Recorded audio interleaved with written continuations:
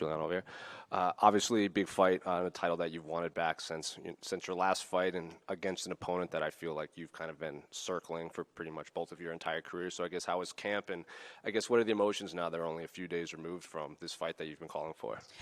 Camp was amazing. I feel like I've been thinking about this fight for the last 18 months. There's a part of it that feels surreal. I can't believe that it's actually here. It doesn't feel real.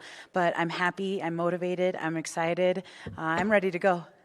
Has it felt like one long fight camp for you? Because even after Amanda's last fight and she retired, Dana White at the post-fight in Vancouver was like, Julianna's probably going to fight for the title, whoever she's fighting next. And obviously you weren't ready to go. So has this just felt like one long, drawn-out fight camp since your last fight?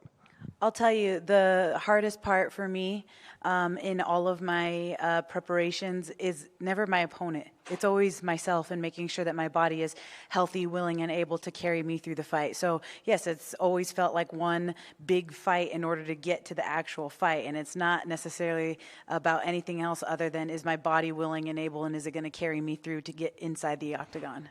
And obviously, the big story is, from your time on The Ultimate Fighter to now, I think you guys are the only two fighters left from that season still in the UFC. So I'm curious, did you ever think Raquel would get to this point? Like, when you were sharing a room with her and training with her and being around her, did you see her ever reaching the championship or fighting for the title even back then? I have to be honest, and I don't mean this in any sort of disrespectful way, but I've never thought about Raquel and her fighting and what she's doing and how her career is going and the trajectory of how she's going. It's always just been a focus on me and myself and what I know I can do. Were you surprised that she was the one welcoming you back with the title? Because I know you and Myra had some issues and people thought it would be you two matched up, and then Raquel stepped in. Did you ever think it would be her holding the belt when you would return? No. To answer your question, no, I did not. However, I will say that she has earned the opportunity, and she, did everything that she needed to do in order to, get gold. To me, it has always felt almost like she was fighting for an interim, just because I fell out with Amanda and I wasn't able to make that fight. Let me also piggyback that with, it was my fault. It was my fault that I wasn't able to fight with Amanda, and it was my fault that she was fighting for interim. So the only person that I can blame is myself. She said that you've been avoiding citing the dotted line for like a long time. She said that in a few interviews now. Like, were you guys ever matched up after The Ultimate Fighter? No, and that's the part that doesn't make sense. We've never had a fight. They've never offered me Raquel. They never said to fight Raquel. Ever since I won The Ultimate Fighter, I have always been looking in front of my windshield. I've never been looking in the rearview mirror. So I've always been going up the ladder, and I haven't been focusing too much on, down the ladder. She also said that she even prepared for two fights for this, Kayla and Julianna, in case Julianna pulls out again or anything like that. Do you think she's just saying that, or do you think she actually did try to prepare for two fights? The only reason why I laughed at that statement is I was like, yeah, it's true. I always do get injured, so it's good for her. She will have realized that she made a mistake on Saturday night. And then last one for me, I think you were in Manchester, correct? Yes, sir, I was. To watch Bilal. Yeah. And at his media day, he said that, Chicago sports isn't in the best shape right now, and he wanted to kind of take that mantle and run with it as like the champion in Chicago. So I guess, what was it like seeing him win the title and then, possibly getting the second title back to Chicago? Well, that was my hope, too, when I won it the first time. I won the belt. I brought it back to the lake, and I was trying to make, Chicago sports scene, trying to motivate those Bears and trying to motivate, all the White Sox and anybody else I could that was playing professional sports in Chicago. Not so much my luck there. Bilal's doing a great job of representing the city of Chicago, and I'm looking forward to, bringing the belt back again so that we can both, especially coming from the same gym, be representing Chicago and being champions and hopefully motivating the other teams to, step up their game. Yeah, it's not looking too hot for the White Sox. Julianna, right over here. You're one of the few fighters on this card who can say that they've competed in Utah before. Right before you got to The Ultimate Fighter, you competed here in Orem, Utah. Is that kind of a leg up for you, knowing that you've tested the waters of this elevation, which is always a storyline coming into Salt Lake City? I will say it's what gives me confidence. I'll take you back to that time period in my life. In February of that year, I got ran over by a car walking on the sidewalk.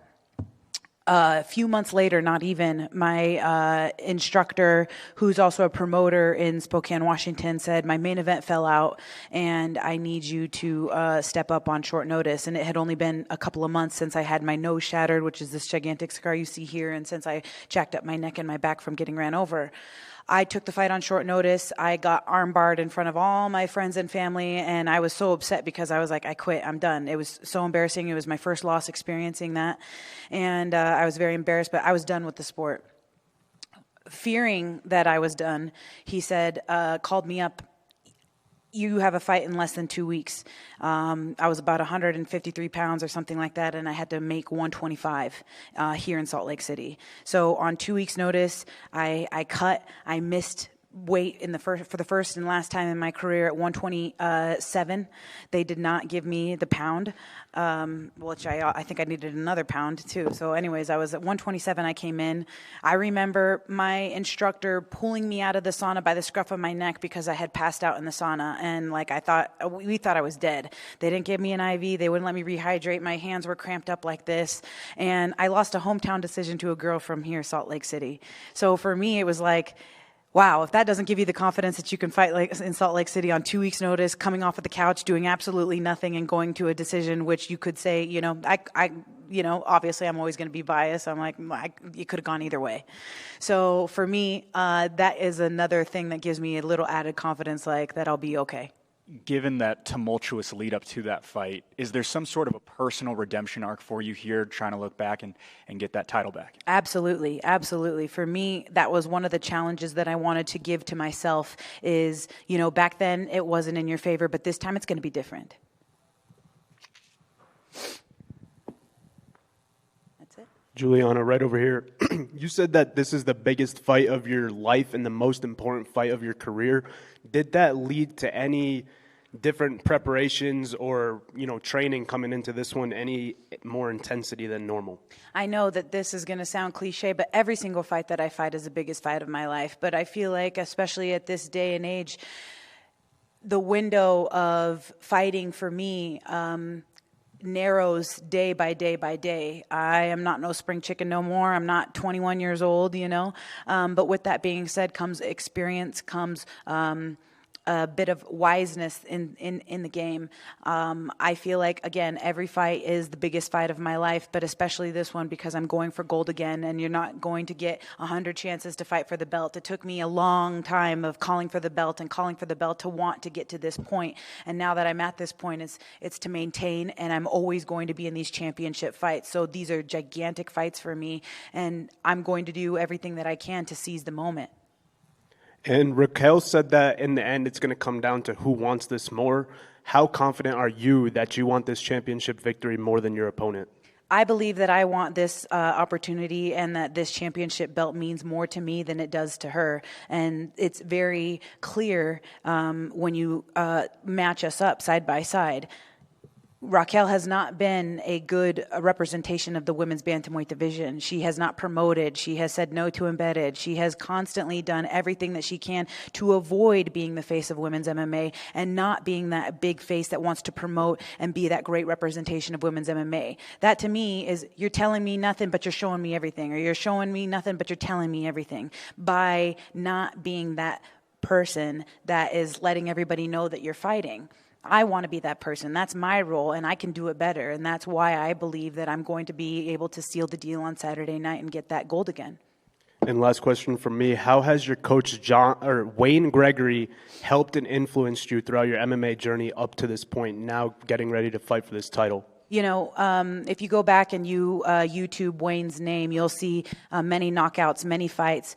He's been fighting since he learned how to fight and learned how to box at 5 years old, and he has his own career that he had as a fighter. It started in the United States, and then it moved to Thailand, and then it came back to the United States. So when it comes to picking a brain of another fighter who can give you advice and guidance, I feel incredibly grateful and blessed and honored to be able to learn from from him, as well as my other coaches, Mike Valley and Luis Claudio. These are experts in their field. I feel like I have the best team of experts around me. It's not just about Wayne, but it's a collective whole. And when I know that I have experts in jiu-jitsu, experts in mixed martial arts, experts in boxing and Muay Thai, I feel like, wow, I am really, they are setting the stage for me. They are setting the table for me to just go in there and do my job. And they make it easy because of the preparation that they give to me.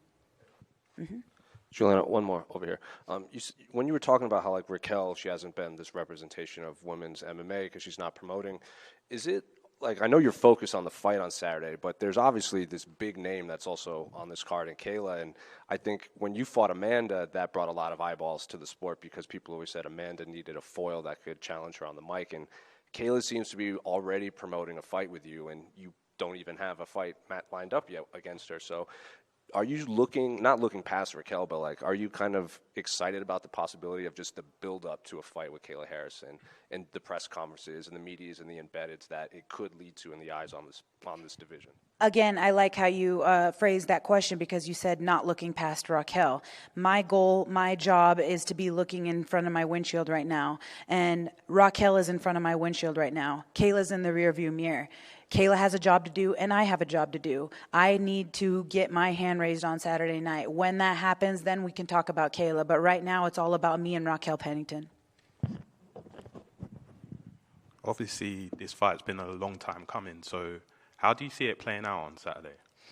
The way that I see the fight playing out is getting my hand raised. I am confident in my preparation.